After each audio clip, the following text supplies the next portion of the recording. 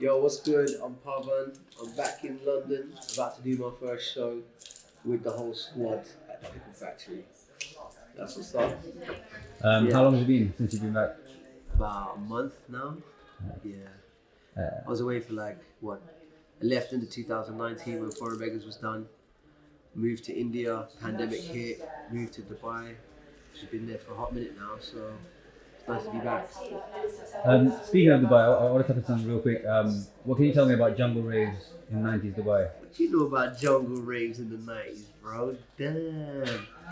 We started that, bro. So it was mad because everyone had decks them times. There was no other, it was just before the CDJs. I think maybe CDJs just started coming out.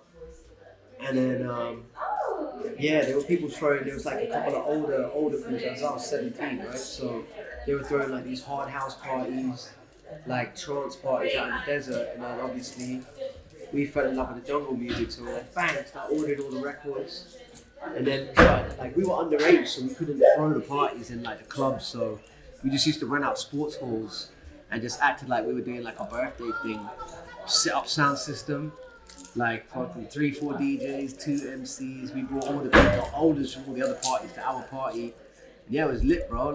Beer was 8 dirhams back then, bro. It was live. So we just started a little movement. Any house party, just every weekend it was either we throwing house parties or if we got a bigger one coming up, do a big rave. And that was the beginning, man. And then we started doing radio shows. Got a little jungle show on the radio. And that was 97, 98. And so tell me a bit about Foreign Currency. What's that about? Foreign Currency is a record label I started because I was finding that loads of sick people I know were putting out music and not getting the recognition because they weren't in the right place. If you look at Kill Swish, that's on some.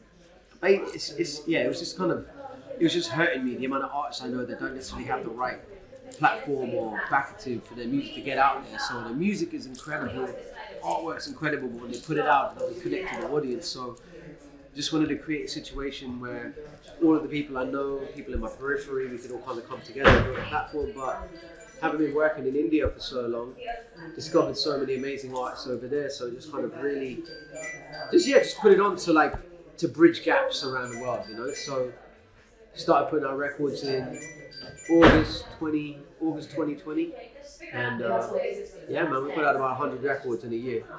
Started a sub-label just for the 140 and the drum and bass music.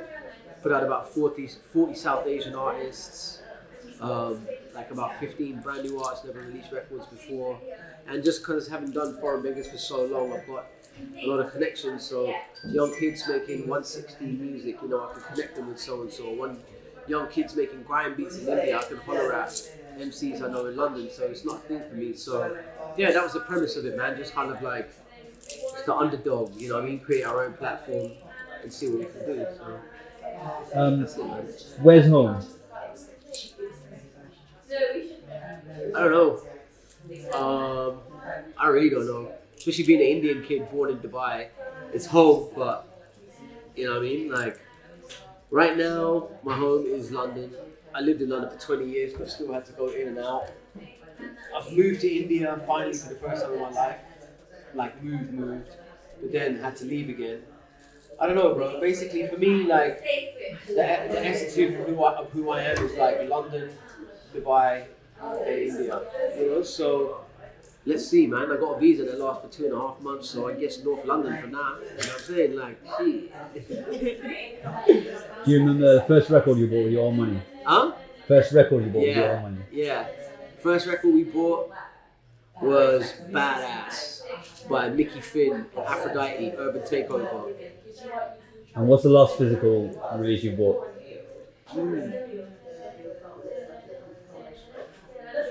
Last physical release, I got it free. I didn't buy it.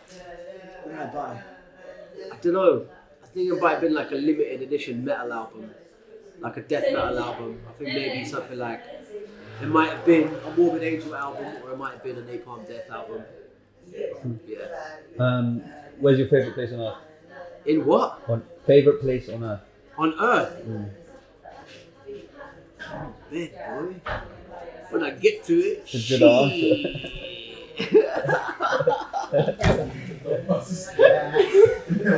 You spend so much time not going there, and then when you're in there, like you gotta get out. Yeah. Who's giving you their best verse? The best verse. Or their best verse? When, how, why, what? Yo, Metropolis, man. I'm fucking, that's like 17 years worth of excellence right there, but then also like Asylum Speakers, if you go to Asylum Speakers, it's syntax slightly murked it, bro. On what goes up. I told him the other day, I was like, you kind of murk me on the album. But it's all good, dog. It's competitive sport, man. You know what I mean? You bring the A game. Yeah, I don't know, man. I'm blessed to be around so many amazing MCs, man. Like, for me, for what I do, and then meeting, bro, like, especially all the MCs that I met in the scene, I meet these MCs and they're kind of underdog and a bit left, and they're colder than everybody, and that's who I've ended up in crews with my whole life. So I'm just like, it's beautiful, man. It's beautiful, bro. Like, yeah. It's amazing, man. Like, even we got Zoo sitting here, man. Like, you know, we found out about this guy. And, fuck, this guy. And then, like, suddenly, like, oh, shit. We know him. He's over here. Come studio. I'm like, yo, Ebo, you gotta meet this guy. And then fucking just make some magic. And it's, like, there, documented, time, place, piece of history. And, like, what? We've been in a room with each other, what, 3 times maybe in our life? 4?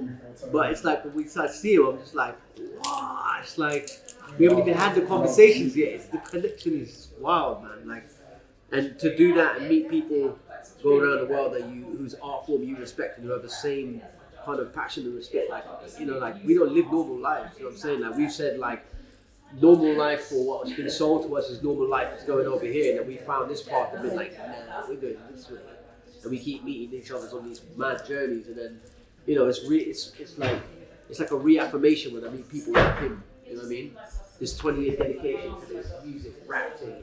And it's just a reaffirmation of like, yes, I'm in the right place, doing the right thing. And, you know what I mean? It's like, we're not weird out here. It's like, it's not weird. This is normal, you know?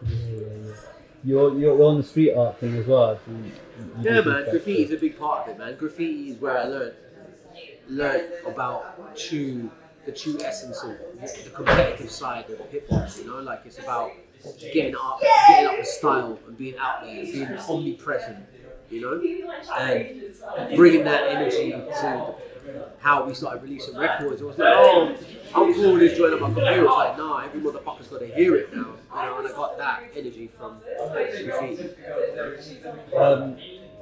Do you remember the last time you took a minute or like some time to look at a painting? Do you remember what painting it was?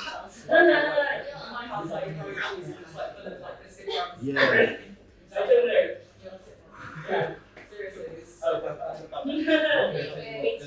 There's a painting in my brother's house in his living room, and it's kind of like living room, chill room.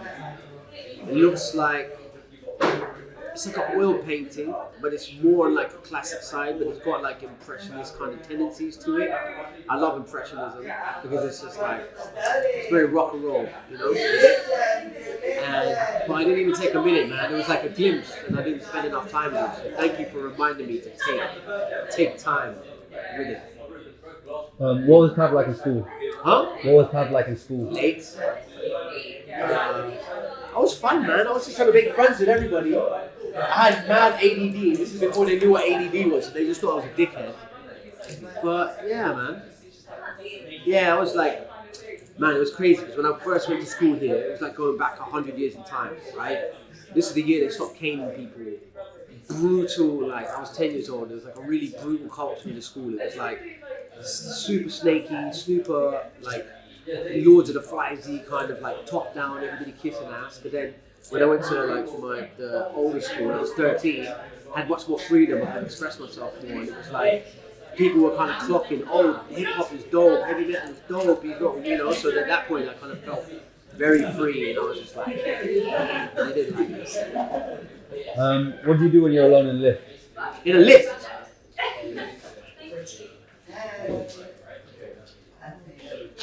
I don't know, usually there's bare mirrors. I'm like, oh, yeah. You know? What's a sport that you wish you were good at? Sport that I wish I was good at? pole vaults. Imagine. We want to be good at like gymnastics. I'm good at gymnastics. Are you? What do you know about me? Come on then, do it tomorrow. It's my interview. Yeah? You're really good at ice skating. How do you take your tea? Yeah. And I take my tea. How do you take your tea? Yeah? Fastly. Meter tea. Good at ice skating. Anyway, yo, I gotta go. Yeah.